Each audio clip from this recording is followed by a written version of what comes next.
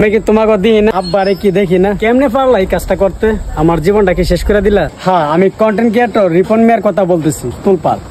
তো কয়েকদিন আগে আমরা যেটা দেখছিলাম এটি নিউজে, তার মা প্রথমে মুখের যে বাসা সেটা বলছিল যে তার নাকি খবর নেয় না, আর ছেলে কোটিপতি টাকা হয়ে গেছে যার কারণে তার খোঁজ খবর একদমই রাখে না।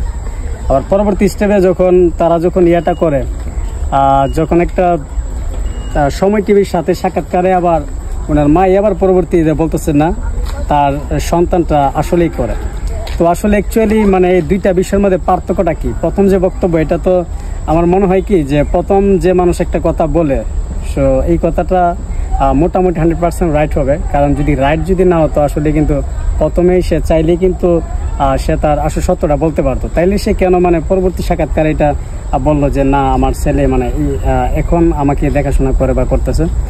তো রিপন মিয়া অর্ধশিক্ষিত হওয়ার কারণে তার পেজটা কিন্তু হ্যান্ডেল করছে টোটালি সজীব মিয়া। আর আমরা সবসময় দেখে আসতেছি মালিক সবসময় ফোর্স করে ম্যানেজারকে, কিন্তু রিপন মিয়ার বেলা এটা উল্টো। রিপন মিয়া সে একজন মালিক হয়ে সে তার ম্যানেজারের কথা শুনতে হচ্ছে, কারণ সে অর্ধশিক্ষিত।